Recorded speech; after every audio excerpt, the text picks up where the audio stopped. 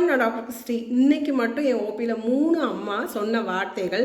Ma'am, என் பையனை நான் சைக்காட்ரிஸ்ட்டை கூட்டிகிட்டு போகலான்னு பார்க்குறேன். அவளுக்கு எதுவும் பிரச்சனையான்னு நீங்கள் கொஞ்சம் கேளுங்க. என் பொண்ணுக்கு நான் சைக்காட்ரிக் கவுன்சிலிங் கொடுக்கலான்னு யோசிக்கிறேன். டிவி போட விடலை அப்படின்னா பயங்கரமாக கத்துறா. மொபைல் கொடுக்காத அப்படின்னு சொன்னால் பயங்கரமாக கத்துறா. அந்த மாதிரி சொல்கிற பேரண்ட்டை இன்றைக்கி நான் 3 பேரை பார்த்தேன். நான் யோசித்த ஒரே ஒரு விஷயம் என்ன அப்படின்னா, நம்ம சின்ன பிள்ளைகள் இருக்கும்போது லீவு விட்டால் நான் வீட்டுக்குள்ளே இருந்ததே இல்லை. சுவர் ஏறி குதிக்கிறதா இருக்கட்டும், மரத்தில் ஏறி ஊஞ்சல் ஆடுறதா இருக்கட்டும், இல்லை தெப்பம் ஊரணின்னு தண்ணிக்குள்ளே ஃபுல் டைம் மார்னிங்லேருந்து ஈவினிங் வரைக்கும் தண்ணிக்குள்ளேயே ஆட்டம் போடுறதா இருக்கட்டும், ஃப்ரெண்ட்ஸோட ஜாலியாக சைக்கிள் எடுத்துகிட்டு ஊர் சுற்றுறதா இருக்கட்டும், பக்கத்து ஊருக்கு போய் புதுசாக எக்ஸ்ப்ளோர் பண்ணுறதா இருக்கட்டும், இது மட்டும்தான் நான் பண்ணியிருக்கேன் என்னோடய சைல்ட்ஹுட் மெமரிஸில். பட் இப்போ நம்ம பசங்களை பக்கத்து வீட்டுக்கு கூட விட மாட்டேன்றோம்.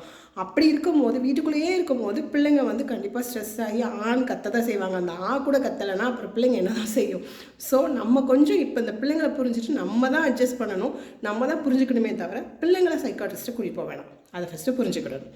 ஸோ பேரண்ட்ஸ் தான் ஃபஸ்ட்டு. நம்ம இப்போ பிள்ளைங்க வளர்கிற கால சூழ்நிலை வேறு.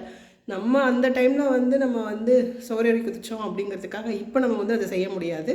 ஸோ நம்ம இப்போ இருக்கிற சூழ்நிலைக்கு தகுந்த மாதிரி நம்ம பிள்ளைங்களை நம்ம அட்லீஸ்ட் கொஞ்சம் டைம் ஸ்பெண்ட் பண்ணி அவங்களுக்கு ஒரு ஸ்டோரி சொல்கிறதா இருக்கட்டும், இல்லை நிறைய விஷயங்களை சொல்லி புரிய வைக்கிறதா இருக்கட்டும், பிள்ளைங்களுக்கு நம்ம அவங்க கூட அவங்க உலகத்தில் பேசும்போது அவங்க கண்டிப்பாக நம்மளை புரிஞ்சுட்டு கொஞ்சம் மாறுவாங்கன்னு நம்புகிறேன். Thank you so much.